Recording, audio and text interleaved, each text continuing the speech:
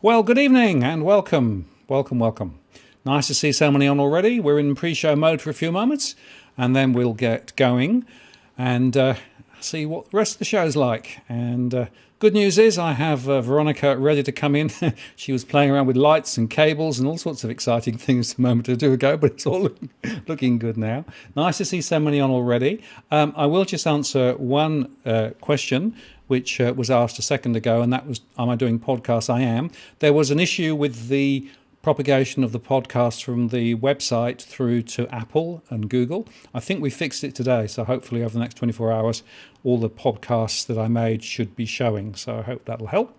Hope everyone's all right this evening. A lot going on, not to talk about, of course, with the property sector, and we've got quite a few on already, quite a few new names too, as well as some of the old faithful. So good to see you on, and nice that you've spent some of your Tuesday evening here tonight. I think you'll learn some really interesting stuff from Veronica. We were just saying that there's so much that people need to know about property, particularly now. So hopefully we can cover some of that this evening. Anyway, with that, I'm going to take the pre-show off, and I'm going to run the introduction, and then we'll get going. So hang on.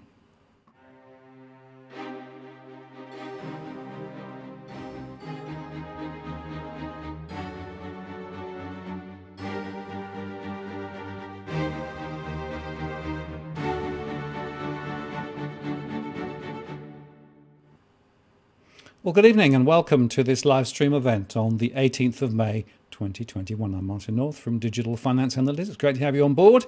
And we're in for a treat this evening with Veronica, going into some very interesting areas with relating to property. So many questions, so many answers that we're seeking, so that'll be fun. Just before I start, I will just, as normal, just highlight that this isn't financial advice. We're talking in general terms only. We don't know your specific circumstances, so don't take it as financial advice. If you need financial advice, go speak to a financial advisor. Do play nice in the chat room. We do monitor and moderate the stream as necessary. This is as at the 18th of May 21 if you're watching in replay. Use @Walk the World if you want to get my attention, because there are always lots of conversations in the chat, which I encourage. But frankly, if you want to get your question to my attention, use @Walk the World. And in fact, you can use Super Chat, which means you can also potentially make a contribution to what we do here, and also make sure that your chat question goes right up to the top of the queue. So without further ado, let me get rid of that. Voila. And I'm now going to keep my fingers crossed and press this one, and hopefully... Veronica, are you there? I am, with one light. Yeah, well, one light's better than no lights, eh? It's all a bit shaded. Well, it's funny because we've actually bookended our day today, right? We recorded a Elephant in the Room podcast this morning, and we had technical problems there at my end. We had a power cut. We did, in the middle of it, yes. And we had issues connecting, so we seem to be sort of surrounded by technical problems. However, we'll carry on regardless, and great to have you on the stream.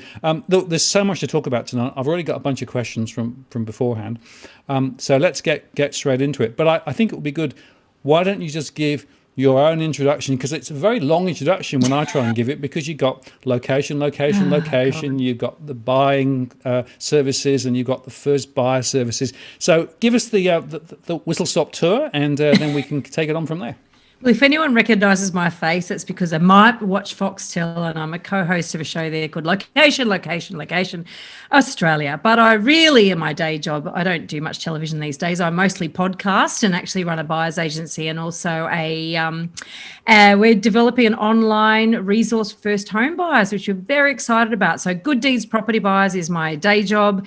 Buyer's agency based in Sydney. The Elephant in the Room Property Podcast is the podcast. I've also got another podcast called Your First Home Buyer Guide, and Home Buyer Academy, where I'm joined by co-founder Megan Wells, and we have developed an online course and mentoring program for first home buyers, which we're very excited about. So I think, and I wrote a book too. I wrote a book called Auction Ready: How to Buy Property at Auction Even Though You're Scared Shitless. And, I actually give I think I've actually still got a code. If anyone wants to buy a copy, I'll give you a 30% discount. DFA is the code. How's that? I think I've covered everything. Still trying to get rid of the book. Yeah, I know. I'm trying to flog them. No, they're print by demand. You know that. I don't have boxes of them in my garage. I was teasing. Okay. Now, we had a chat 7 or 8 months ago last on the show here, right? And at that stage, we were facing into the gale with regard to COVID, right? And everyone was thinking, oh, look, CBA saying prices could drop 32%, right? Yeah. And everyone else was saying, oh, it looks pretty bad. And even my own modelling was suggesting that the trajectory was down rather than... Imagine that, Martin. Yeah, very surprising, really. But, things have changed. I guess, first question, why have we seen this massive turnaround? What do you put it down to? Oh, God. Look, there's a number of things I think that are at play. I mean, obviously, we've got very, very low interest rates, so money's cheap, and you've got banks that are, starting to reduce the borrowing hurdles that borrowers have got to jump through. I also think that that's sort of backed up by an enormous backed up demand, really, in Sydney in particular, that we had a boom that ended in middle of 2017, 2 years before it sort of, the election, and then it started recovering. And then, it really was starting to come back very, very strong at the beginning of 2020. Then we had COVID. So I actually think we almost got 3 years of pent up demand combined with everything else. So, that's sort of my layman's non-economic economist view of why we are in the situation we're in. And to what extent do you think home buyer and first-time grants and those sorts of things really drove that end of the market? Well, that end of the market, sort of the entry level, absolutely. I mean, the first home buyers, unfortunately, if they sort of haven't stopped for a moment and really added it all up, they don't work out that these grants aren't there to help them. They're actually there to help the construction industry. And in this particular case, coming out of the back end of lockdown, there was quite a lot of, the renovation, the home builder grants, and accelerated and increased thresholds on first home buyer grants, et cetera, to help more first home buyers into new property. And so that's designed to stimulate the construction industry, which I know no surprises there. So that end of the market, yeah, absolutely. It's those first home buyers that sort of sit there and go, oh, the government's going to give me all this money. I'd be silly not to use it.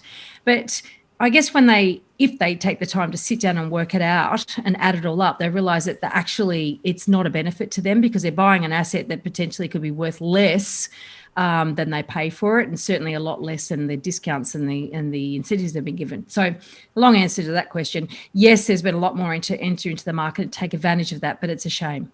And interestingly, of course, if you look carefully, Western Australia is a really interesting case study, right? If you take the federal and state money of $55,000, guess how much homeland packages went up on day one? Yep.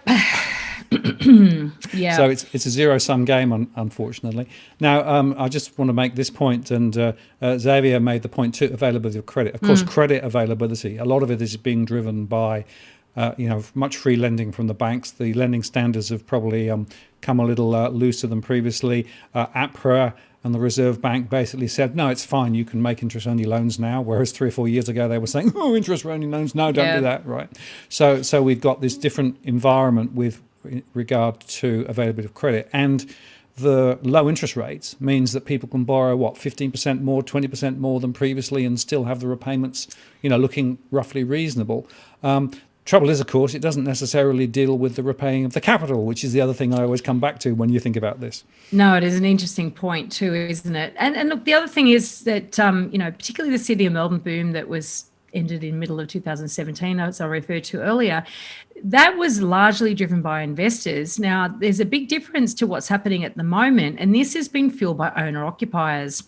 And one thing I didn't add in as to why, and this is something I actually said at the beginning of lockdown, I had this sort of sense that if everyone's been cooped up in their homes and they really feel the need for more space, then they're going to come out like greyhounds chasing a bunny. You know, they're going to be wanting more space. And that's pretty much what happened. And then, of course, you've got that combined with this sort of this idealism of around sea change, tree change, and you've got to move out of the cities into regional areas as well. So you've got this very unusual circumstances where everywhere pretty much the dial is pointing up, except, and I know you've spoken about this many, many times, in areas of massive oversupply, and particularly when in areas where there's been a lot of investor stock or buildings that have been built specifically for the investor market. And obviously that's a different kettle of fish. But certainly the house side of things, it's been phenomenal. And, you know, if people can borrow more money, all it does is just relatively, it just pushes the prices up. And we've seen... I've been tracking certain examples in Sydney, and these aren't all necessarily properties that we've inspected or even recommended for a client, but I've seen some in a 4-month period up to 34% growth, not improved, nothing done to them. That's just insane. Well, it's quite interesting. I mean, there was a few articles today. This is the one from Fin Review that said regional housing boom to run for 2 more years, and they're quoting, you know, northern New South Wales regional, where prices have gone through the roof. Down here in near Ostermere, near where I live, there are some prices that are 25% higher than they were a year and 18 months ago. That's because a lot of Sydney people came and basically bought down here. They wanted the space, they wanted the the block with the with the sort of the pool and everything else, and they could afford it because prices down here are way lower than they are closer into Sydney. So those regional stories, I think, are pretty important as part of trying to understand what's going on. But I thought what we might do is break the market down a little bit and just talk a little bit. Let's start with units, right? And then we'll go on to houses, and then we'll go on to some of the regional areas and try and paint up a bit of a picture.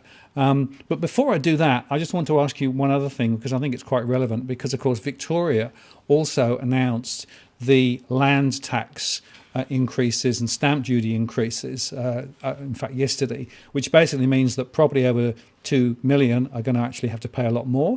Investors are going to pay a lot more. And I'm be interested in your perspective in terms of land tax versus stamp duty, and whether that's a big difference and a big change, and how do you make sense of what Victoria's done? Well, I'm not intimately familiar with what they've done, but what is interesting is that that's an interesting way for a state government to step in and try to rein in property price growth. Because if you've got upgraders less enthusiastic about upgrading because they're going to have to pay more stamp duty, then that's going to put a big wedge in everything, right? It's going to slow things down. And likewise, if investors have to pay more land tax or more stamp duty, then they haven't even re-entered the market in force. In fact, I think the latest ABS lending figures are around about 30% investor borrowing, which is on par with sort of how much property in the country is owned by investors. So that's sort of expected, right? That's the sort of right number. Now, so if they're at that level, then that's sort of healthy, you could argue. But, if they're going to actually start putting disincentives in the system for investors, then you would think that percentage of the total borrowing population is going to go down. So what will that do to prices?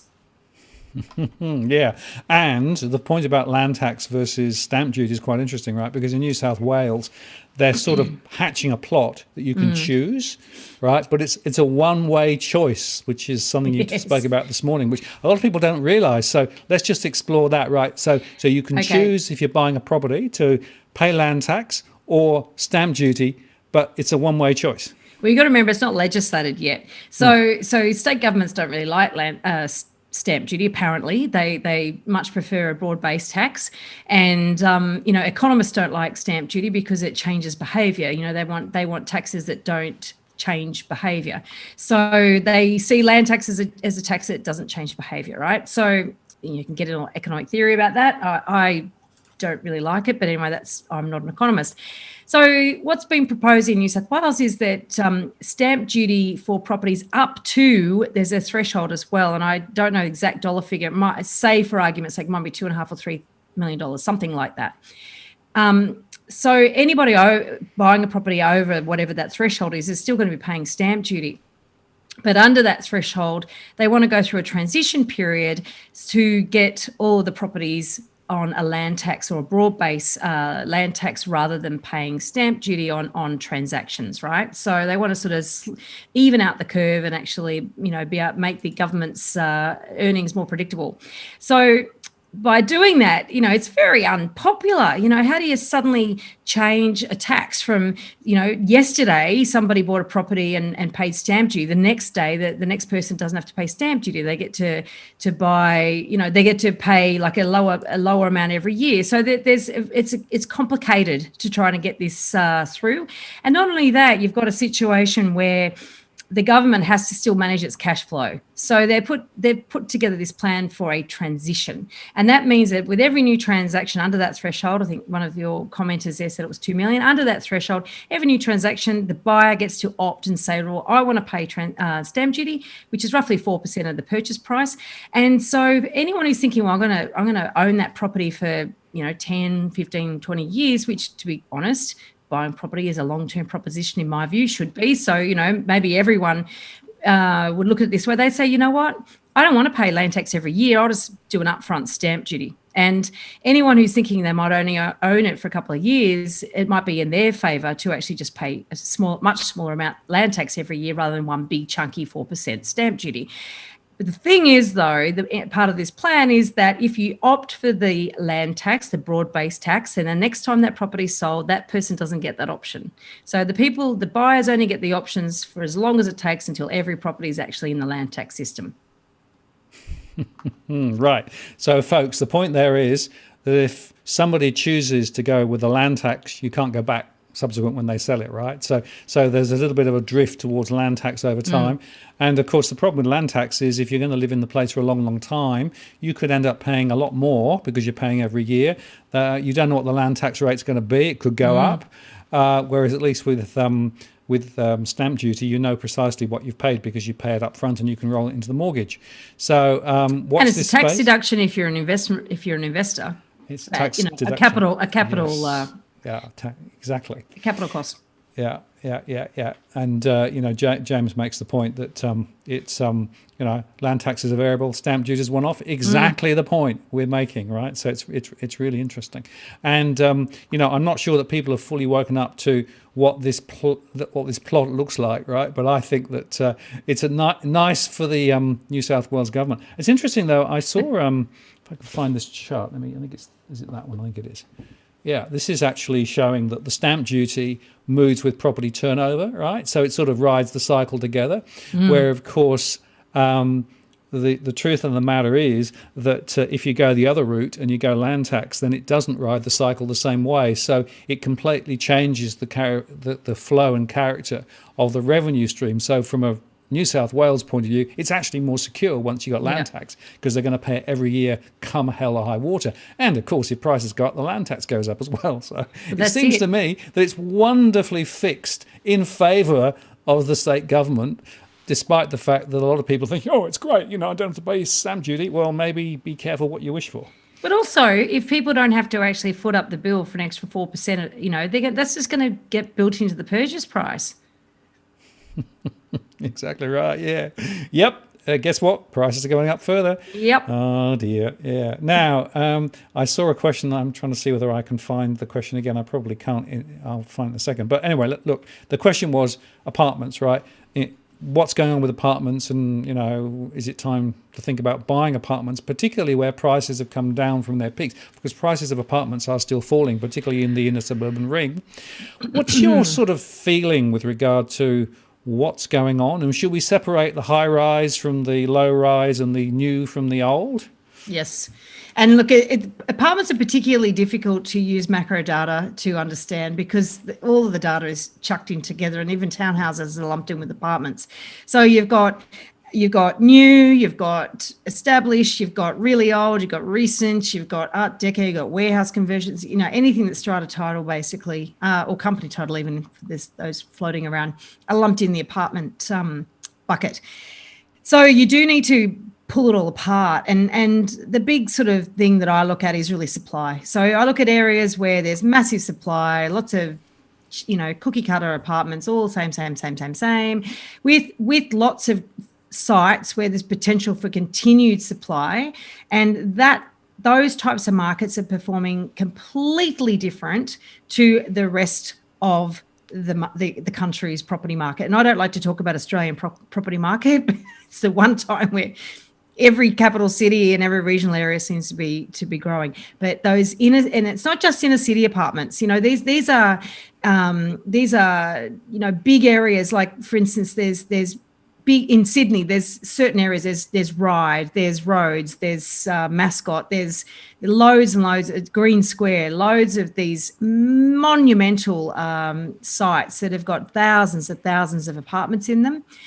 Those at Alexandria, they are struggling to sell. Unless you've got a property with some level of scarcity in them, then they're a nightmare. Anything that's been purposely built for student accommodation, anything that's been purposely built just for investors, that sort of stuff, it has shown its weakness. COVID, I should say, has shown its weakness.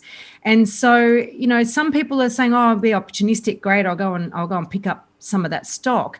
But it's got inherent problems in it. They're fundamentally not good properties, which is one of the reasons why they're suffering at the moment. So I would say under no circumstances go in there and try to pick up all these bargains. That said, even we do on the Elephant in the Room, we do a monthly data episode with Kent Lardner and our Suburb Trends episodes. And the most recent one, which I think came out last Friday, we looked at the idea of, all these areas of high density and oversupply, massive vacancy, rental vacancy rates, falling rents, the JobKeeper cliff, all these things should point to quite a high level of stock coming onto the market. And even in these areas, I have to say that we were all surprised that the stock levels have not been coming on in the volumes that we would have expected. Transactions are down, buyers are definitely not there, but the stock levels and the inventory levels actually haven't been changing too much, to be quite frank. So clearly people are able to hold on. Yeah, absolutely. And, I've had the chance to speak to a number of people one-to-one about their particular circumstances. And I tell this case study with permission of the person. But that person in Redfern bought 6 small apartments in a single block 2 or 3 years ago for students. Only 2 of them are let at the moment, and they're paying 30% less than the rent from last year. The other 4 are vacant. The capital value has gone down, and even with the lower interest rates, the cash flow is negative. And of course, the question is, what do you do? Because basically, first reaction was all the eggs in one basket there. Not a smart strategy, perhaps. But of course, at the time, the idea was that there'll be thousands and thousands of students who'd want accommodation, need accommodation, and they pay reasonably good dollar. So that was the strategy. Unfortunately, it's failed completely. Well, the thing is with student accommodation, it's never been a good idea, really, as an investment strategy. And the main reason I say it's never been a good idea is because any sort of property that only appeals to investors as buyers is inherently a weak property, because you want a diversity or multiple different types of buyer groups that would be interested in buying that property. If you've only got investors, let's face it, investors don't get that emotional about property. They not necessarily that analytical, but they don't necessarily get that emotional. So they're not going to push prices up because they got to live there themselves, right? So fundamentally, there's a problem with student accommodation even before COVID came along, and obviously COVID just came and took it to town. I did have an idea for that guy. I presume it's a guy, but because only guys would make such silly mistakes, right? Absolutely. But I did have an idea for that guy. What about consolidating? If it's in a good location that potentially owner-occupiers or other tenants would want to live in, does he own any of them that are next to each other that he could knock a wall out and actually make them bigger?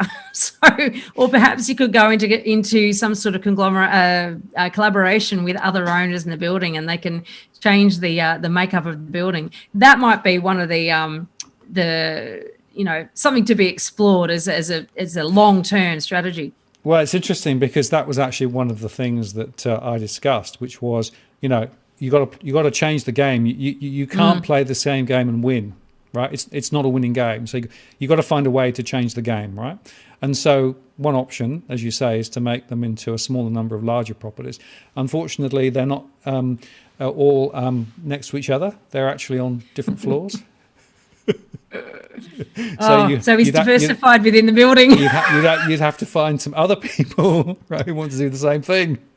Well, there's got to be other people hurting in there. Maybe not hurting as much as him, but there's got to be other people hurting. Yeah, absolutely. Now, the other interesting question, of course, is defects, and particularly Cookie Boys just asked a question about major defects. And your podcast from the other day was going down this route, right, talking about the problem of defects.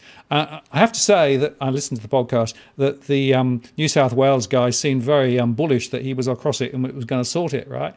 I'm not seeing that on the ground, though.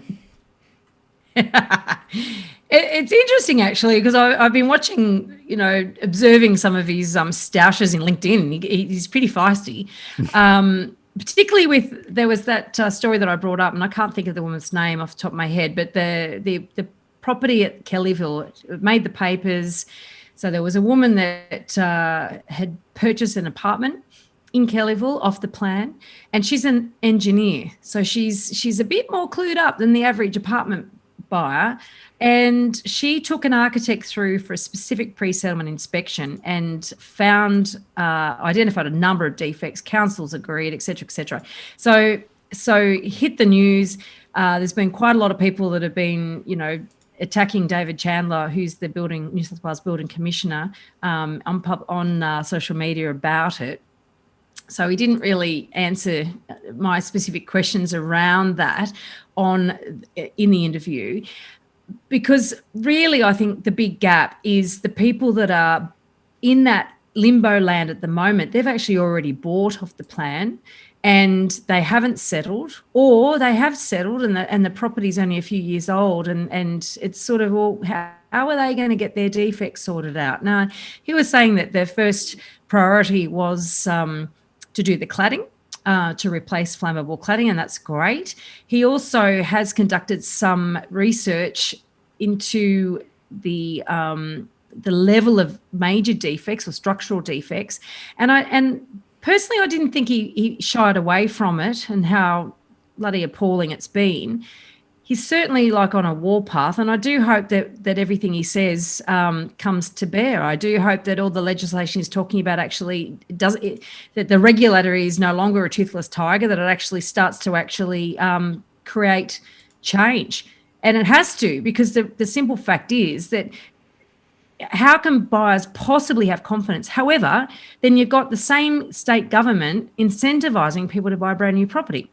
So I think you mentioned on our podcast this morning, did you say the system's, what did you say, that's broken? No, you said something. I threw it out. I wrote it down, actually, what you said. What did you say? Well, basically, I said it's pulling in two directions at the same time, right? So on one hand, they're saying buy, buy, buy. On the other hand, there's all these other issues, right? And look, the fact is that structural defects are in many relatively new high-rise buildings across the country, right? It isn't just one or two. It's systematic and it's structural because of the nature of the processes that have been wired in, the way that work is done, the fact that it's built down to a price, particularly now with the cost of construction materials going up. So this is a continuing problem rather than actually being the odd individual property, right? Exactly right. And it's certainly not the exception. Interestingly enough, there was Dr. Nicole Johnson from Deakin University put together what she calls a preliminary report into the state of building defects in the country. Now, and when I say in the country, she did it she researched buildings in Queensland, New South Wales, Victoria. Of the three, New South Wales was by far the worst. Queensland was the best and Victoria was the middle, but they were all pretty bad. And so seriously, obviously there's some serious issues across the board in this country. Now, in New South Wales being amongst the worst, we've had the most publicised and horrific examples of what can go wrong in these buildings. And there has been so many more that hasn't even hit the newspapers. There's been other buildings that have been evicted. Other buildings have never been occupied. There's quite a lot. So this is a very, very widespread problem. And I think the issue is that buyers are not demanding enough. And the other thing too is you got this system that basically supports the developers and the builders to get away, or has done in the past, and hopefully that does change. And then these organisations are not building to last. They're leaving individuals who have no idea about buildings to actually try to clumsily navigate their way through this absolute nightmare. So it's a terrible situation, and I'm really appalled that our governments have allowed it to get to this point.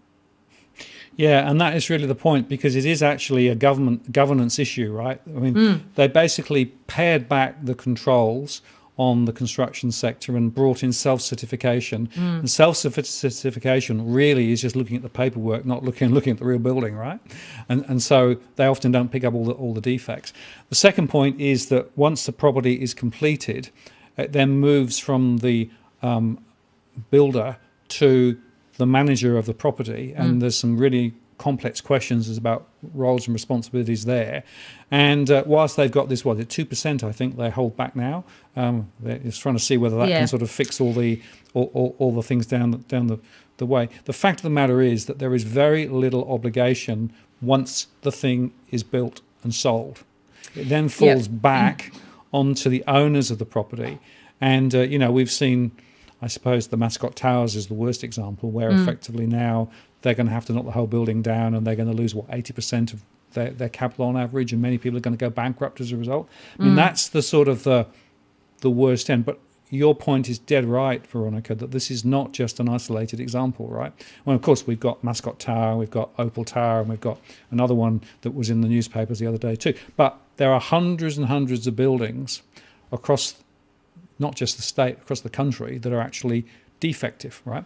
And by the way, you also have low-rise as well, which are also defective, right? So this is a structural problem for the building sector, right? Pardon the pun. My concern is that really the regulators and the people trying to solve it are sort of making faint progress, but this is way more complex and difficult. And the trouble is that individuals get caught at the end of the process, right? So if you go and buy a property in a high rise, right, it's not easy to do due diligence on that property to be able to know whether it's got flammable cladding or whether it's got defects in the basement. In fact, quite often people don't even look in the basement, right? So it's really difficult. Yeah, it's very true. And the issue, I guess most individuals got no idea what a building should look like, so most people, and if you try to get a building and pest inspection done on a building, well, the most inspectors are they charge you a fortune because they're big and they can't get access to everywhere anyway. So there's a lot of issues with trying to do due diligence, and certainly it's been very opaque and trying to get the information from the owner or from the agent or from the strata manager. There's no obligation on the strata manager to talk to people who are looking to purchase in a building. So that whole side of things does need to be looked at. But you've got to remember that unfortunately, property is buyer beware. And one of the things that I've really learned from working with Megan on Home Buyer Academy, we've gone through state by state and looked at the levels of disclosure that are required. Believe it or not, New South Wales has the highest level of disclosure of any state or territory in this country. And even then, I'm appalled at what vendors don't have to disclose. It's up to buyers to work it out. But most buyers have got not the faintest idea what it is that they need to look at before they buy a property.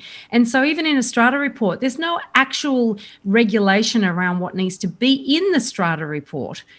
So people think they get one and they think they can tick that box, I've done that, but they don't even know how to read it or even how to work out whether it's got everything in it that should have or not, or how do you even compare one building to another. They've got no idea what they're doing. So it's a massive minefield, and apartments are way more complex than a single standalone house, and yet we just blithely go in there and hope for the best. Yeah, and my view is that many people don't even know the questions to ask. No, they don't. And they sort of assume that the agent is telling them the full story, and they assume that the particulars are correct, right? Overlay FOMO overlay, oh, this is a really good one. If I don't get this one, I'll never buy property, right? Yeah. Which is what I'm seeing a lot of at the moment. And the environment is not one that's conducive to making good decisions and buying good property, right? And there's an interesting question, which I'll bowl at you directly, because we discussed it this morning on the podcast, which is, how do you know whether a property's got flammable cladding or not? Yeah. Well, so there's a register, but the register is not publicly available. And there was a decision made to not make it publicly available because they didn't want everyone freaking out, right? So, which is all very nice. But certainly if you're going to try and buy a property, look, the very first thing is go and find out what cladding looks like. It's not actually hard, because you go to a building and if it's got something stuck on the outside, then it's clad. It's like a weatherboard house is clad. It's clad in weatherboard. Buildings that have got some sort of something stuck to the bricks, it's not rendered, it's clad. So that's the first thing. If it's clad, then you got to go, right, well, it's clad in something. Is it flammable or not? And if it is flammable, what's the plan? And if it isn't flammable? So, these direct questions, when you actually ask a sales agent a direct question like that and they give you a lie, get it in writing, right? So ask the question in writing and get the answer in writing, because if you ask them a direct question, they can't lie. And they can't say they don't know if they can reasonably find out the answer. And they can reasonably find out the answer because they, as the vendor's agent, can ask the strata manager. But you, as the buyer, may or may not get an answer from the strata manager. Yeah. And that really is the point, that you need to press the point. So you need to make that list of questions, right? And, there's some pretty standard ones, right? Which we should always be thinking about when you're thinking of high rise. There are questions about flammable cladding. There are questions about any structural defects known in the building. By the way, walk down into the basement and look for the cracks, right? Don't be attracted by the shiny taps in the apartment, right? Look around the building. Walk around the building, right? Also, I always say to people, go at other odd times of the day as well. Don't just go, on a Sunday afternoon when it's quiet. What about the middle of the day?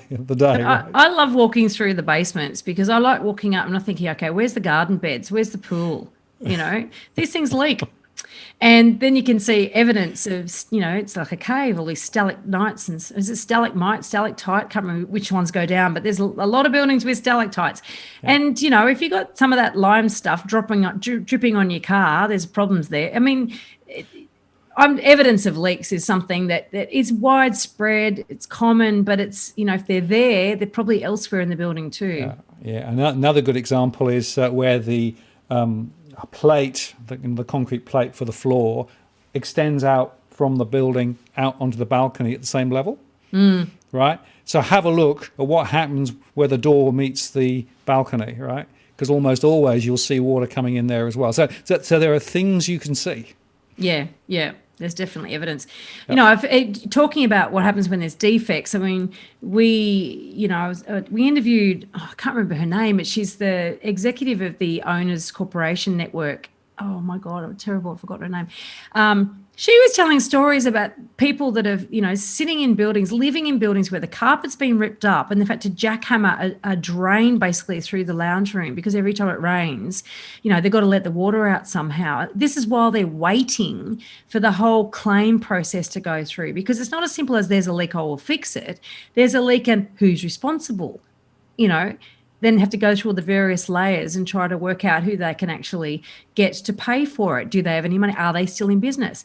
If the building's 3 stories or less and you're in New South Wales, it will have homeowners warranty insurance. And if it's within the period, then you might have to sue them if there's no one else to get the money from. And if it's 4 stories or over, you're relying on that 2%. Developers, they call it levy, but that's only been in recent years. So, and then trying to get the money, it's not easy. These funds might be there, but it's not like you go, oh, that's great, I've got a leak, let's just go and get it fixed. This stuff can inconvenience people's lives for years, and it's a nightmare. And that's the point. You make a decision on one day, but the fact is you have to live with it. And actually, that's the problem. You have to live with it. It isn't, Yep. you can't blame necessarily the agent or the strata manager, etc. And on strata, the other thing, of course, to bear in mind is that we're seeing this in a lot of the surveys that the strata prices are rising. So the costs of strata are going through the roof. And that's a pretty significant issue with regard to, many people these days. Well, here's the thing, though. I mean, I see some buildings where strata levies are actually going down, but that's usually because somebody's got, a good committee has got involved and gone through a process of actually looking at bolstering up the capital works fund and getting them to a healthy financial position so that they can reduce levies. What often happens is that, particularly if there's buildings that a lot of investors have been in, then those investors want those levies kept low. Because it's just a cost, right? Yeah, sure, they might get a tax deduction, but still it's a cost. So that be argued or voted for keep capital works fund contributions down for as many years as it can be. And quite often when these buildings start showing signs of issues and things that need to be addressed, that's when the levies have to start being increased in order to pay for the stuff that needs to be done, and also build a fund. And it's only after that period of time that people realise they need to do this. So, and often with a new building, you'll find for many years that people are voting to keep the levies low. They go, it's new, nothing of this needs to be replaced. But they really do need to be contributing to, and on an ongoing basis, to the actual maintenance of the building. As one building inspector said to me, buildings start to deteriorate the minute they're built. So that's even a good building. You still got to maintain the thing. And that's true, by the way, whether it's a house or an apartment, right? But it's just that in the apartment context, particularly high-rise strata, it's much more complicated. So I think the net conclusion with regard to high-rise is folks be really, really, really careful, right? Almost always you are buying a heap of trouble unless you have done a really significant amount of due diligence and the price is right, and even then it's risky. I'll give you a couple of other examples of where it's not a bad idea, and that is if the building is well over 20 years old, loads of history, and you have loads of evidence then of not only how well that building has been built, but how it's weathered all sorts of, literally weathered all sorts of storms, but also how well it's run. There's some buildings that I bought into for clients that are, maybe up to 15, 20 stories, but they're amazingly run buildings. They're run like corporations. And they're also the ones that I'm thinking of that come to my mind now. They're about 40 years old now. So, they got loads of history. They're very, very solid, well-maintained buildings. Love them. And that's the exception to the rule, but you need to have that level of history that you can investigate before you make a call on that. Absolutely. Yeah. So, investigation, ask lots of questions. Don't jump at something just because you think, oh, yes, I've got to get that one, right? I mean, again, the fear of missing out, you put the blinkers on, you ignore all the warning signs, and then you repent at your leisure. I think often, though, that people are jumping at this stuff because the rest of the market is so hard. Right. It's a very, very difficult market to buy in at the moment. It's not fun for anybody. And when people give up and they just throw their hands up in the air and say, okay, I'll go and buy one of them, they're easy. Right. That's the rule. That's act in haste, repent at leisure.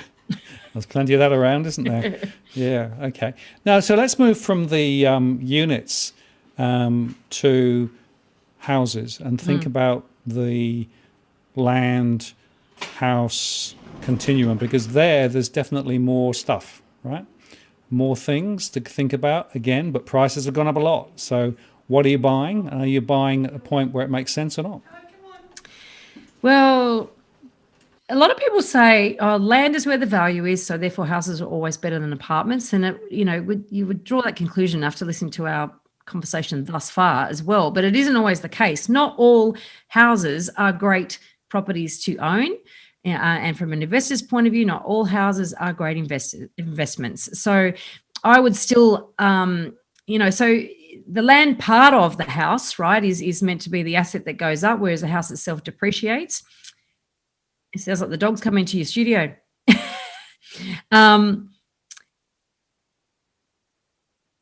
Did you think you're on mute, Martin? You do. So just talking about land value. So a lot of people think, a house is better than an apartment. Doesn't matter where it is, but you've got to be thinking about where is it built and what is land how valuable is land in that area in which that property is built. So I'm just throwing that in because it just sounds like all houses are good and all apartments should be avoided, but that's not quite the case. You have to be a lot more. Yes. A little domestic bliss.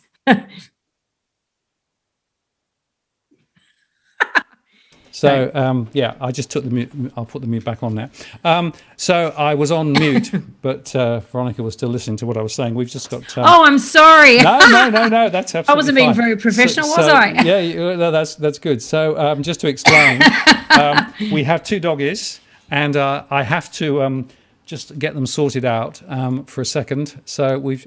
Hello, come on in, come and say hello. God, look at that setup you got there. There you go. So this is Meteor. There you go. And this is Luna. Come on, Luna, say hello. Here we go. So those are the 2 doggies. So what I'm going to do is, good girls, I want to throw you a question, and then I'm going to actually just go and sort the doggies out. And I'll talk, and I won't listen to the dogs. I won't be distracted by the dogs. So this is real life for intruding. So look, the question is, you made the point that not all houses are equal, right? So the question is, what is the distinctive characteristics you should look at to find the good ones versus the not good ones? What are the sort of list of things you'd go through? Here we go. The first thing you got to be thinking of is the location, as I mentioned before, that not all land is valuable. So I've always favoured inner city locations for the reason that, and let's think pre-COVID for a minute, and particularly if you're thinking, say, Sydney and Melbourne, then the people with the high income jobs want to live closer to the knowledge centres, which is, in the CBDs, et cetera, et cetera. And so there's, and also you think about scarcity. And if you look at the rings of an onion, right, the inside rings are smaller than the outside rings. So there's less houses on the inside rings than there are on the outside rings, and so on and so forth. So that's the whole scarcity argument, that closer into lifestyle centres is going to be more highly in demand than further out. Also, you've got the type of property that is built in these areas, because they are older style properties and they've gone through the gentrification process. Then typically a Victorian terrace is very appealing. There's scarcity in that because they can't build Victorian terraces anymore because we're not in the Victorian age anymore. And so, so you've got to look at the scarcity of the land, the value of the land, and the scarcity of the asset within that land. So if you pick a location that is highly desirable by people that can afford to live there, that have good incomes, there's good population growth, there's good lifestyle, et cetera, et cetera, et cetera, then what you're looking for is the icing on the cake, and that's the actual asset selection within those areas. And so what people often think is that if you buy in a really good area, then it doesn't matter what you buy, but it does. It absolutely does. In every area, you've got a median growth rate, and above, you've got 50% of properties that perform above the median, 50% perform below. So what you're looking for are properties in each area with the characteristics that appeal to the most amount of buyers. And so, I talked about Victorian terraces in inner city areas, for instance, ones with period features, ones that have been well retained, ones that have been well renovated, ones that have got a northern aspect to the garden, ones that have got parking, ones that have got higher ceilings, all of those things that actually that local buyers will go for are the things you look for. But in an area where Victorian terraces are not prevalent, if there was a Victorian terrace, that's the one property that probably wouldn't perform that well, because all the buyers in a different suburb wouldn't be looking for a Victorian terrace. So it's about understanding the dynamics within each actual location and what the buyers in each location really want and will pay a premium for. So it's looking for areas with multiple buyers with good incomes, and then what is it that they want? And there's certain things that are universal, like good natural light, orientation, good floor plan, a good flow from indoors, outdoors, well-balanced rooms, good sized bedrooms, et cetera, et cetera, et cetera. These are the sorts of universal things that people will look for, tree-lined streets, close to parks, good transport, walk to the station, et cetera, et cetera, et cetera. And then you've got deeper than that, other things that set an individual property above all the others in the area. So there you go. That's there's and there's a comment there from Jason's disagrees. Old buildings often have no damp course. So Victorian Terrace, which has had all the damp coursing done and no damp issues, or they will have a small amount of damp issues, but people will actually pay a premium for an older home in excellent condition than they will for a brand new property in these areas where you've got heritage homes. Yeah, it's interesting because the heritage store is quite interesting. We actually had a property at Cremorne, which was 1880, and we had to do a bit of work, remedial work, to deal with damp proof and what have you. But really, the bones were remarkably strong. Yeah. And you look at some of the modern stuff and the framing and everything else, and it's just a completely different ball game. Well, you look at certain areas where. So in Sydney, for instance, I might look at, say, Canada Bay Council area, Rod Point, Five Dock, that area. And you've got sort of buildings built in the 1930s that are all being knocked down, and they're building these mansions there.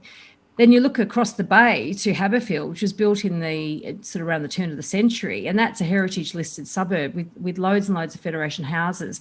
Now, not to say that the Greek and Italian immigrants didn't get in there and ruin them a little bit in the 70s, but generally speaking, it's a suburb that has retained its heritage feel, and that's more valuable as a result. And those big mansions, they'll get knocked down in another 40 years and something else will be built in their place. Yeah, go figure. You see that in certain suburbs already, yeah.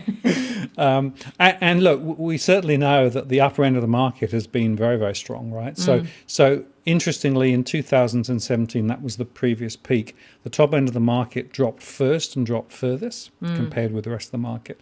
And it's moved back up more strongly. And now I don't know what your experience is, but my experience is that quite a few people buying at that top end of the market don't need a mortgage. Yeah. They've basically got free cash available and basically are just buying because, relative to other asset classes, it looks as though it's a better bet. That's basically what's going on. I've actually been surprised how much cash is actually in the property market, more cash than I've ever noticed in my 21 years in the industry. So at the moment, and at that higher levels, you're absolutely right. They're not borrowing. People say, how does someone afford $5 million for a house? And it's like, but they're not borrowing $5 million. It's not like a first home buyer. They just saved up $1 million, as a deposit. They've sold something else. They're already in the market. They've actually got, growth from that. So it's a completely different ballgame what happens at those upper levels. And I tell you what, it's funny because at the beginning of COVID, I thought, when the stock market crashed, at the very beginning, and I said to some clients, I said, oh, this could be interesting because if these people were, if the people in that price bracket are affected by that, they will either flock to property as feeling safer, or they may have burnt the cash. Like they may not have the money anymore. And I don't know which way it's going to go, but I have to say that end of the market, it held firmer than the rest of the market in that sort of 6-week hiatus period at the beginning of lockdown. Yeah. And look, I guess the fact of the matter is that quite a few people had wriggle room, so they were able to sort of take their time. We've also got some international purchases coming back to Australia, yes. People who were living overseas. 300,000, I think, is the number that I saw of people who got back to Australia, and quite a few of them have come back with a lot of money to buy stuff. So that's been one of the other things that people haven't realised. And quite a lot of them have actually come back. They already own a home and they've come back and moved back into it. So it's actually had an impact on the rental market at that end as well. There's a real shortage of stock. Yeah, no, that's exactly right, and that's why the prices are rising quite fast. I'm not seeing it uniformly, and I'm going to draw now a contrast between those types of property, the top end of the market, to the outer suburban areas. What we spoke about this morning as the high growth corridors, right? Growth in terms of numbers of property, growth in terms of all the new construction, but not growth in terms of value. Completely different ball game. Yes, very much so. In fact, last year's Full Law Forecaster report that we put out for the elephant in the room, the 10-year review I did was in Logan, which is southeast of Queensland, just south of Brisbane, and South Brisbane, I should say. And yeah, there was all these articles, all these spruikers out there saying the growth corridor. All these poor buggers have bought their investment properties up there and moved there, and so little growth, if at all, in terms of their own values. Yeah, and look, unfortunately, that's when mortgage stress is very high. So this is just one of the mortgage stress maps I have, which happens to be Sydney, and you can see there Western Sydney. It's much worse than towards the coast. And in fact, if you look in Melbourne, you can also see a somewhat similar situation with, again, whoa, that was quick. Pushed it twice. Yeah, pushed it twice. There you go.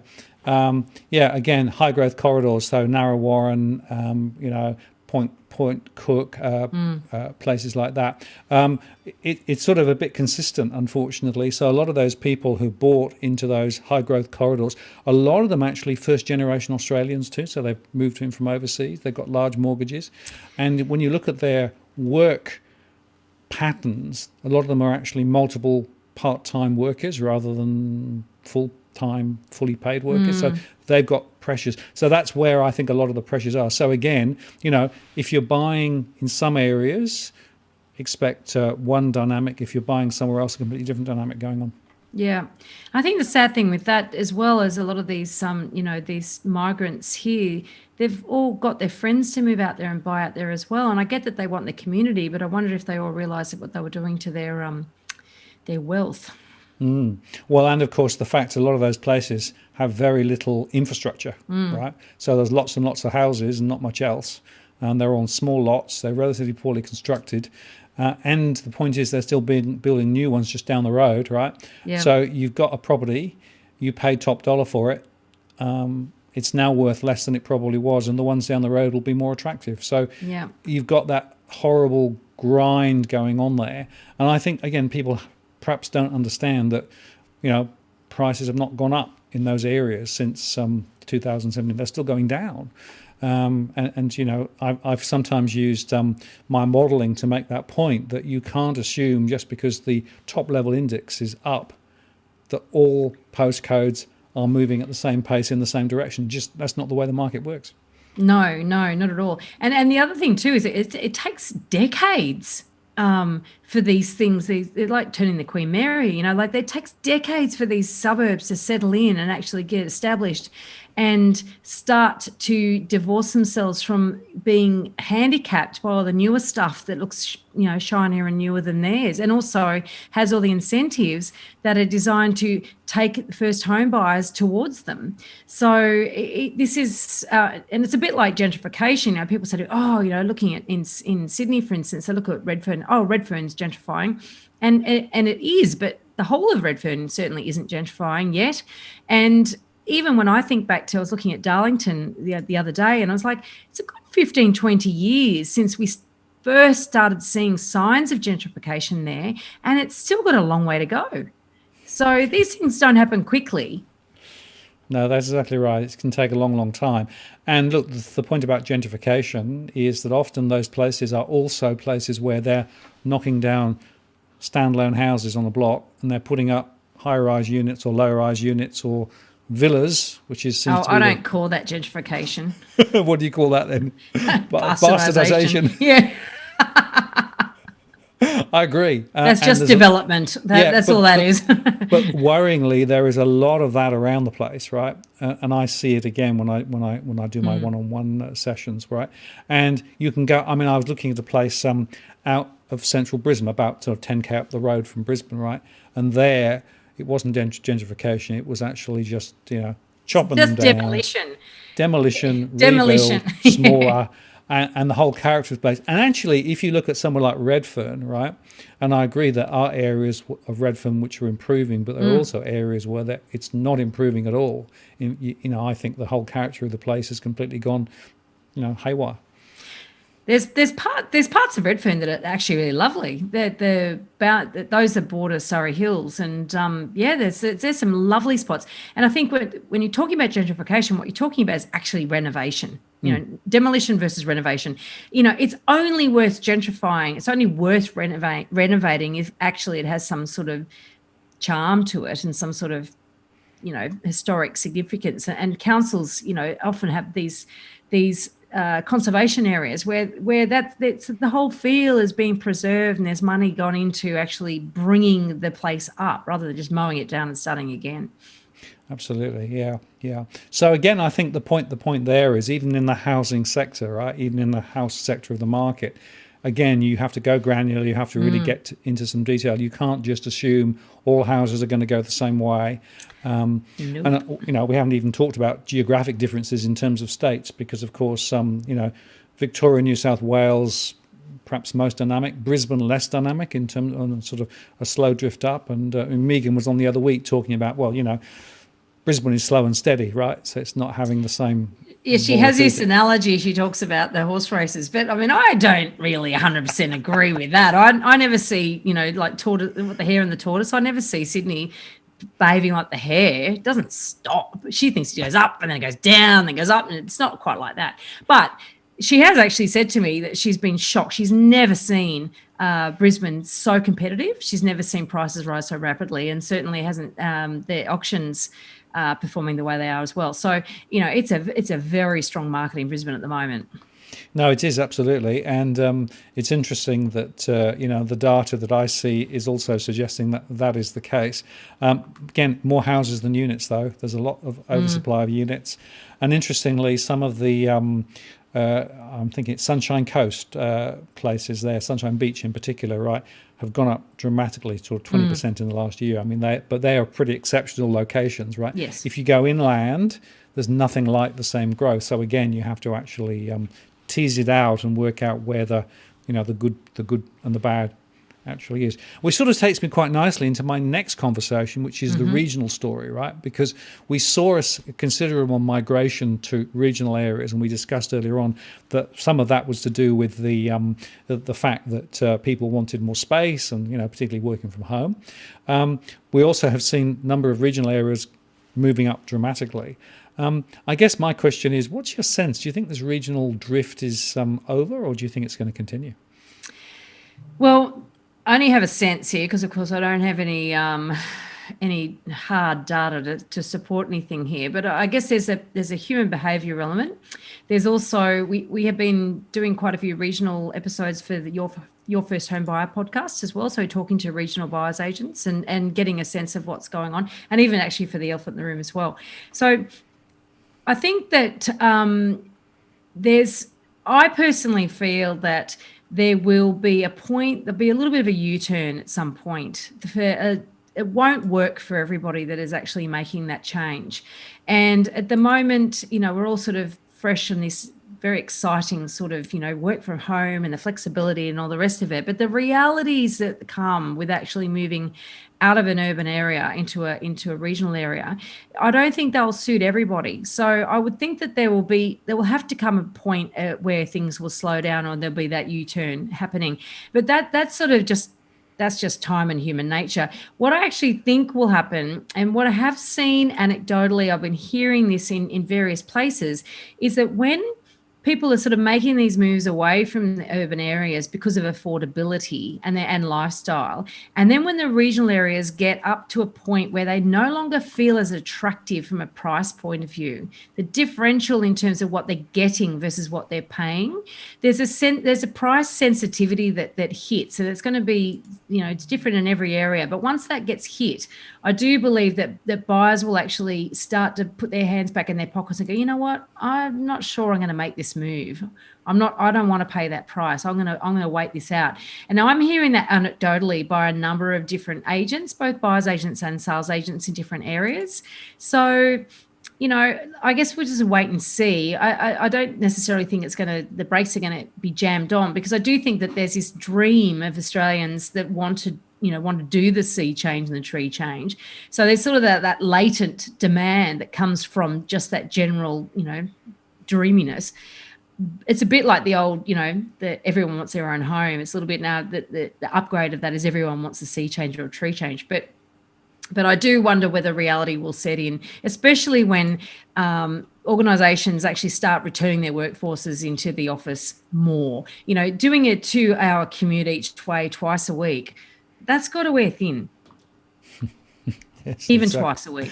Yeah, absolutely. And the traffic's getting worse and worse and worse. We even have our own traffic jams here in my local community, right? In a relatively small place compared with a few years ago. So, there are certain times of day you say, well, I won't go. I'll just wait half an hour and let the traffic the traffic go past. It's crazy. So you take all your city problems with you.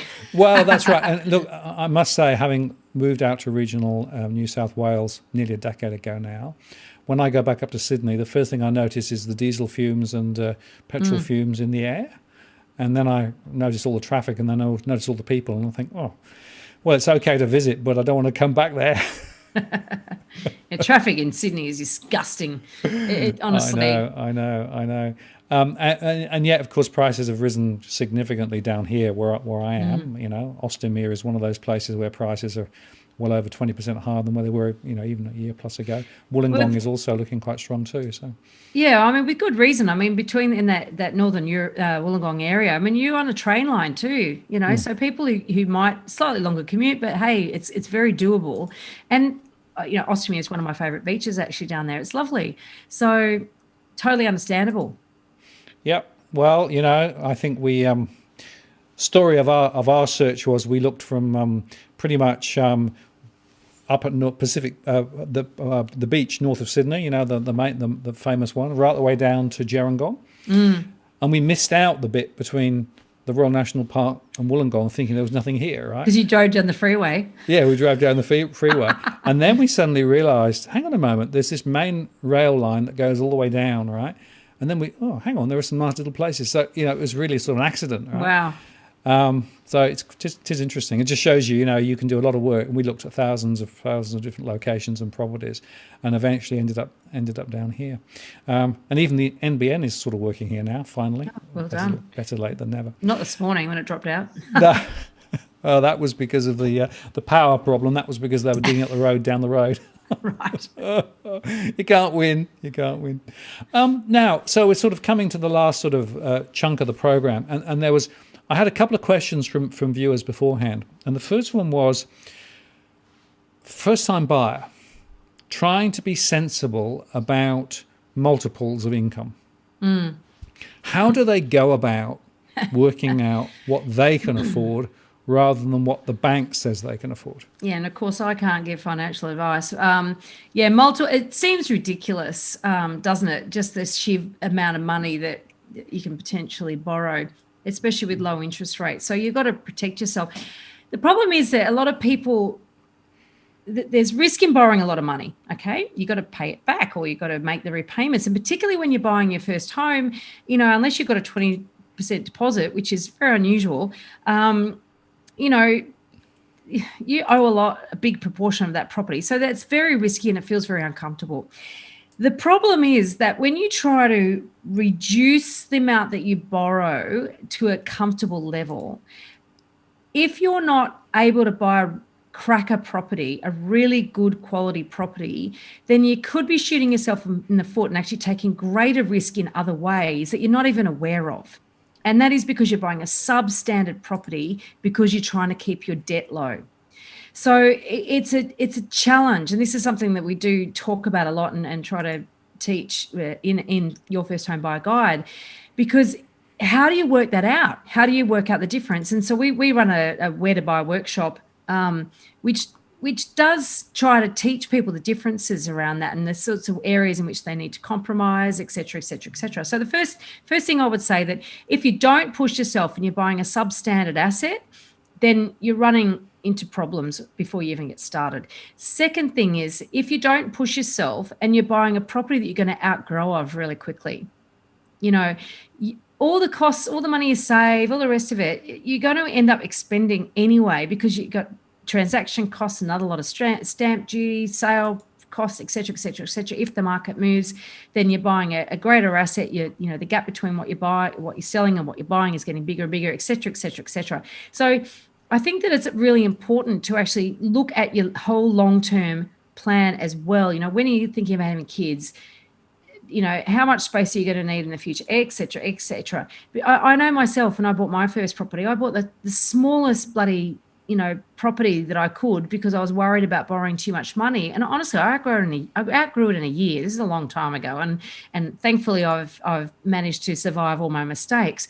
But this is the problem with trying to reduce your borrowing if you can comfortably afford more, or even uncomfortably. And I say uncomfortably, not because it's unaffordable, but because you're not used to having that debt. So I think you really have to look into what your options are at different price points before you make that call. Long answer. I hope that helps. Yeah, no, and that is the point, right? Again, what you're underscoring there, you've got to think about this really hard. You've got to do the work, right? Don't just rock up at the bank and say, how much can I borrow? And then base your purchase decision off what you can borrow as a multiple of your income, right? Yeah. Remember that the old multiples, when I used to do lending underwriting years ago, right, it was maybe 3 to 3.5 times, maybe one times additional income if it was there. So that was about the maximum you could get, right? Today it's 6, 7, 8 times. Now I know rates are lower, interest rates are lower, but as we said earlier on, there's also the need to be able to repay the capital as well as actually just service the debt. And the problem is that people are so leveraged into, particularly first-time buyers, so leveraged into their properties that they've got very little wriggle room. So if, for example, the income comes under pressure, or one party finds their job doesn't work, I mean, those things are absolutely disastrous. And so the question has to be, what is the right point for that individual? And there is no rule of thumb. You can't say it's always X or always Y, right? But you have to go through the thinking process. And one of the things I say, Veronica, is run the counterfactual. In other words, what if? What if this happened? What if that happened? How would you handle it, right?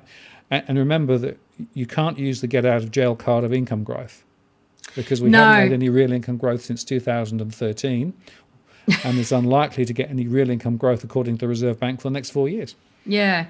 But the thing is that if you don't focus on capital growth, then that's your safest way, really, because at least if the property is growing in value, then you've got options. If you hit hard times and the property's gone up in value, then you've always got the option of selling. You try not to, obviously, if it's a good asset. And this is the thing, that by focusing on a quality asset and learning what a quality asset is, that's your safest way to invest any money in the property market. And I think that this is the scary thing, that people are actually buying assets, particularly with low deposits, like you say, that there's little wriggle room, but also if that property is not going up in value, then all you're doing is paying rent with a whopping great liability and responsibility. Yep. And that's the point with a long mortgage, right? You're still just paying rent, basically, right? So it has to go up in value to make that worthwhile, to take that risk. Yeah. And that, of course, is the big question, because nobody quite knows where property prices are going to go. You could argue that the fall of interest rates is a one-off thing. All the government stimulus could be a one-off thing. They can probably find a few more to sort of just throw in there to continue the momentum. But there is an argument to say, well, will we really see the sort of growth that we saw over the last 25 to 30 years, thanks to deregulation, low interest rates, and all those things? And if you look at a long-term view of history, right, over the last 150 to 200 years, there's only been twice where prices have really been very strong relative to underlying inflation. So, this is unusual. It is, but the thing is that there are properties that can go up, and there's areas that can go up in value sustainably over time that outperforms everywhere else. and so it's understanding that. I mean, I'm not necessarily thinking every first home buyer is going to be able to go and nab one of those, but it's important to understand that you're buying an asset, and I think it's not just getting onto the property ladder for the sake of it. So, I mean, do you mind if I do a little plug? Yeah, please, plug away. Well, thanks. We have a little $39 tutorial on homebuyeracademy.com.au. It's literally /workshop. And it's called the Where to Buy workshop. And that takes you through that process of looking through various lenses to understand what the possibilities are for your search. Because if you're going to push your budget, you need to understand why you're pushing your budget. So price is one of those lenses that we look at. We look at the property lens, the price lens, the position lens. And And it's so educational in understanding the different push points, and you do need to get into that. And once you actually start this sort of process, we take you through a process. There's a spreadsheet there you fill in. There's lots of juicy things for people who love a bit of analysis. Once you go through that process, you actually start educating yourself accidentally, almost, as in, what makes a good property, what would make a good home, what compromises you're prepared to make, et cetera, et cetera, et cetera. So I just think that's a very, very worthwhile process to take you through. That's not taking you through all those what ifs, but it's certainly giving you a solid understanding about what the possibilities are for your purchase before you actually go blindly into it. It's a very small part of an entire process that we take our students through, but it's a very, very valuable one. Yeah, and that's the point. I think you have to be methodical and you have to be process-driven on this, right? Rather than just being intuitive. One of the things that I find quite often is that people sort of get this gut feel they need to buy property, right? And then they get this gut feel that they can afford it because that's what the bank says. And so they get this gut feel and they see a property and so they fall in love with it and they want to go and buy it, right? And none of the mechanical processes that you've touched on and I speak about all the time are part of the story. And unfortunately, they might come out okay, but the risk is you don't. And then repent at your leisure because, as my friend Edwin always says, you actually make more money by buying the right property on the way in than almost anything else. It's very true, but it's a lot of people say that about property, and the assumption is that it's the price you pay, but it's got actually very little to do with it. It's the choice of asset. Yep. So that's what that's about. Yep. And that is the point. You make the right choice, right? Now, on that front, somebody asked a little earlier on, and I also had it before from somebody asking from Pete, who asked this prior, was what's the difference between value and price? Oh, good one. Value. Well, do you know the value is really what someone's prepared to pay. That's what value is. And the price ultimately, I mean, it's a good I don't know the answer to that, to be honest. Because seriously, I price properties all the time. We price them in my business, and I've been tracking what properties are selling for versus what we're pricing them at. And this year, they've been trending up that gap between what we perceive as value based on recent sales. So that's really where the value sits. That differential has been sort of tracking away from, as in the price that someone's paying is being tracking away from the value. So the difference in price and value is probably the difference between a seller's market and a buyer's market is probably what I would say. Well, I'll give you my spin on it, and that is that price is what the market is determining, right, at any point in time, right? The value to you is rather different because essentially for some people they are prepared to pay more because for them it's the right property in the right location with the right facilities, right? For other people it might be a quite different value equation. And I sometimes think that we've got to actually understand that there is a market mechanism with regard to what prices are, but behind it there is a set of value assumptions that people are making, right? And there's probably an assumption about future growth, but also what the property actually is like, and is it in the right place, et cetera, et cetera. So, but it's a really complicated question. Well, what I would say is, of course, prices can change significantly, right, up and down, and sometimes the value that you thought was in a property turns out to be better or worse. So it's a bit of a, catch-22. We talk about objective and subjective measures and fixed and variable measures. And so we have a matrix that we look at when we're actually determining price versus value for clients. And it is important to go through, like everything, a good process, love a framework. It's got all of those elements in it. Process. I tell you what, I must tell you a quick story. When I first came to Australia, I was accused of being very, very process driven, right? Because I come from the UK. Now, in the UK, I was accused of not having enough process. And I hadn't changed anything, right? So we in Australia are not very aligned to following process and following steps through. We seem to sort of go intuitively to the end state, right? She'll be right. Sometimes it's important to really follow process, I think. Very, very important. We have processes in the business, obviously, but it's funny. I've had a line with some would-be clients, and I've sat down. They've been trying to tell me all these crazy harebrained schemes they want to go ahead with. And I'm like, look, you know, we can do one or two things here. I can tell you, you can pay me and I can tell you exactly what you want to hear and pat you on the back and send you off on your way and you're going to feel fabulous, like you're the cleverest thing ever. Or you can pay me and I will tell you what I really feel, what I really think. And it's totally up to you. And some people don't pay me. But I never, ever will tell a client just what they want to hear. No. Well, and you said to me on the show this morning that actually you got a bit of a reputation recently for coming in under market value, right? Yes. Is that price or value?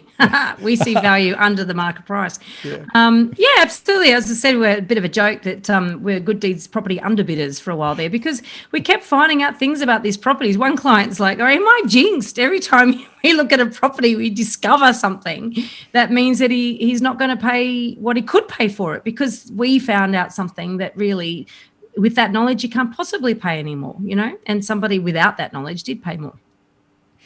Yeah, exactly. And I should explain to people there's too many comments on the chat for me to put them all up on the screen. So I'm being a bit selective just at the moment. Okay. In the last 10 minutes, one other question for you. Property investing. Property investing for a long period of time was seen to be the simple way to make money. Right? We've now had some of the tax breaks turned down. We've got very low interest rates, but it means that the tax breaks are also less advantageous than previously. And we've got a number of wobbly properties around the place and a lot of rental returns lower from where they were. So the question I have for you is, do you think property investing still makes sense? I think property investing is a rich man's game. And you need to have a very good income. See, too many people approach property investing to replace their income. The reality is you need a good income in order to invest in property. And so I've never invested for yield. I've never encouraged a client to invest for yield. I never invest for tax breaks, and I would never encourage a client to invest for tax breaks. You basically have to think about property investing as if you have excess cash flow and you want to invest that money in a solid investment, then you could look at property and you need to make sure that you're pretty good on your asset selection. Forget about the rent, you know, because you've got a good cash flow. You're not buying it for cash flow. Residential property, that is. You need to buy residential property with a view to accumulating assets, and therefore you need a nice, big, fat, long runway in order to make that really work for you. And you set and forget and top it up every month because you're going to have to if you want a good asset. Right. So long-term strategy, right, comes back to those same principles. Yeah. And it's not an instant wealth generating engine. Absolutely not. Don't be thinking that you're going to revalue it every year and then borrow the extra. It's not going to happen. Oh, isn't that how it works? Okay. No Ponzi schemes here. So what about these people who say, look, I've got 50 properties and I bought the first one, I leveraged the first one to the second one to the third one, and I've just gone like that, right? Well, those people, usually the most boring people at a dinner party, and mind you, people might accuse me of being boring too, but hey, they'll come and they'll try to convince me how clever they are. And I was honestly, get me out of here. It's like, first question I ask them, so how have you measured your success if they start bragging about it? Because they will. And it's like, they haven't usually measured it. You know, they're usually measuring it in the amount of properties that they have. Well, that's no measurement. Or the yield, and that's no measurement either. You know, and usually, because I made money. Well, how much did you make? How much could you have made? What's the opportunity cost? How does that compare with other properties that you could have bought at the same period of time, et cetera, et cetera. So unfortunately, there's no very reliable yardsticks that these people use. They only use their own inflated sense of self. So I have not yet met one of the quantity strategy that actually I thought, actually they got it right. And look, you mentioned a magic word there, opportunity cost, right? It's something which people don't think about, right? But what it basically says is you had potentially an opportunity to buy X. What if you'd bought Y instead? Or what if you hadn't bought X then but did it somewhere different, right? Those are really, really important questions. People don't want to think about that, but it's a really important question. And look, there's too many very mono-dimensional sort of thought processes that people go through when they're investing in property, and they just don't know enough. So I'll pick a couple of key points. And a classic is, and I did a case study on this one property. I've done many case studies on opportunity cost over the years, and this one particular property is a little cottage in Balmain, and the person who was buying it at the time said, "Oh, it's a house for the price of an apartment. How could it possibly go wrong?"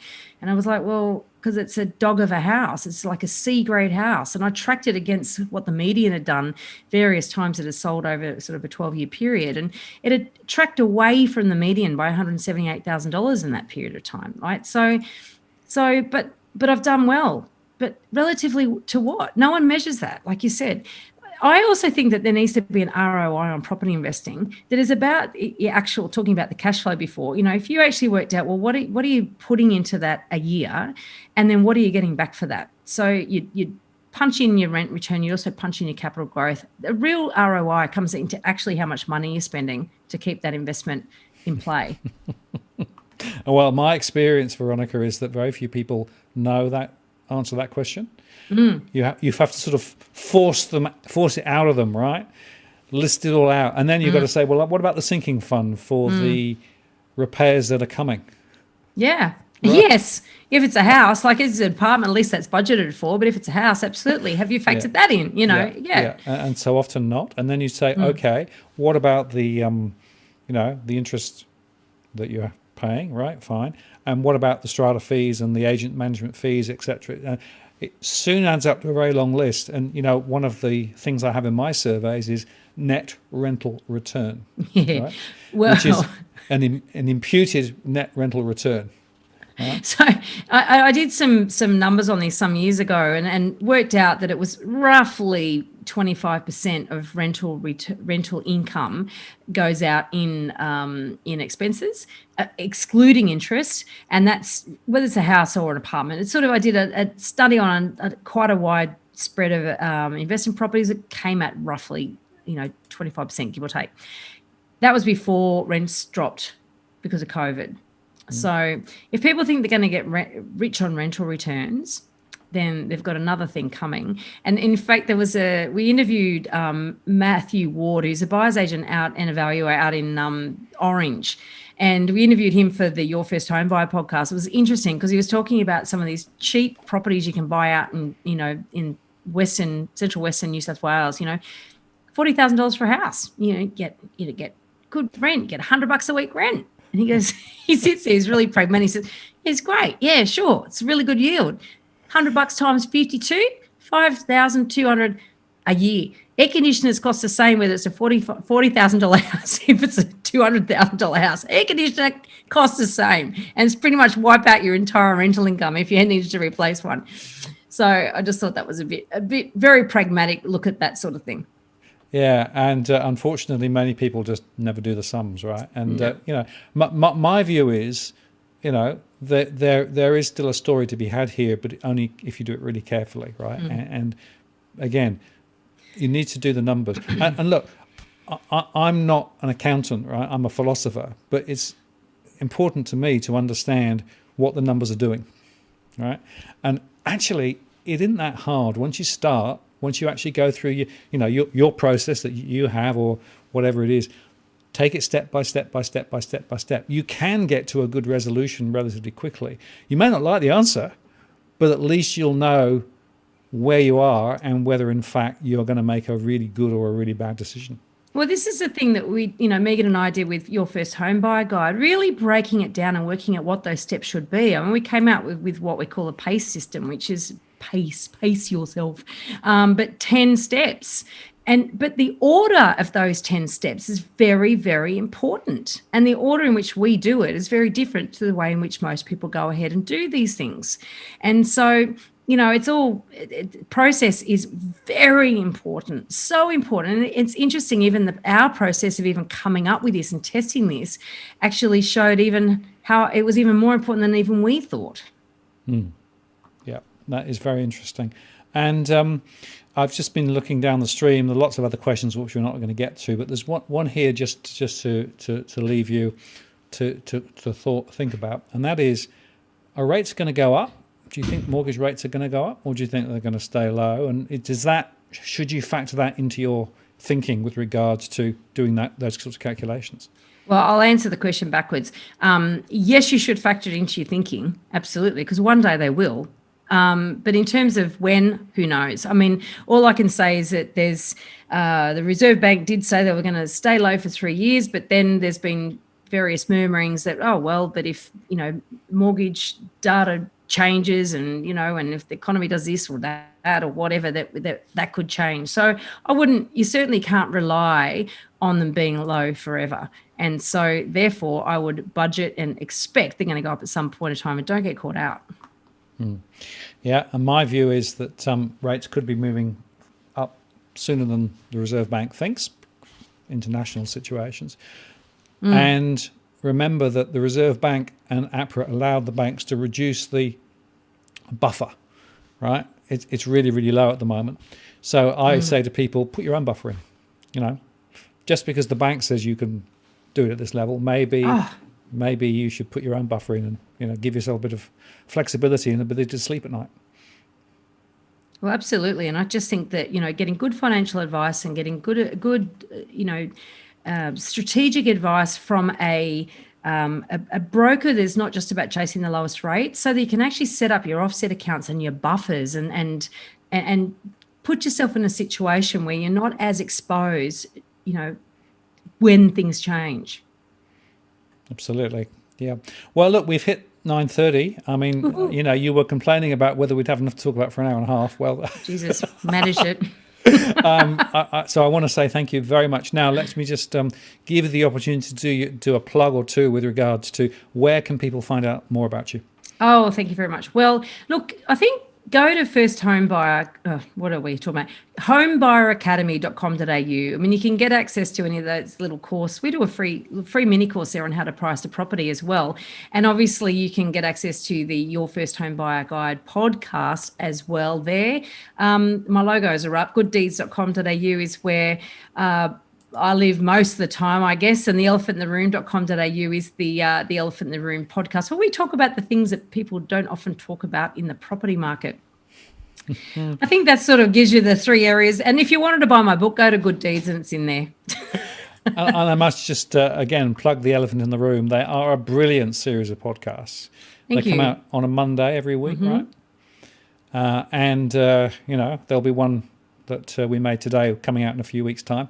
But there are some really, really good ones, and some of the back catalogue, still very, very good advice. I appreciate that. Thank you. And it's been lovely chatting to you, Martin, as always. Appreciate you giving me the opportunity. Well, I appreciate your time tonight. Thank you so much. Huge experience coming through there, and the chat was very, very supportive of what you said and some of the advice you've given. So thank you very much. Take care. Have a good evening. I'll take you offline now, and I'll just close the show. Well, there you are, folks. Really interesting conversation. Hopefully you enjoyed that. And, thanks to Veronica for spending so much time with us. Just to explain that next week, Damien Klassen will be on, and we'll be talking about certainty investing. Is there such a thing in the current environment? How do you go about it? And, frankly, is it really just,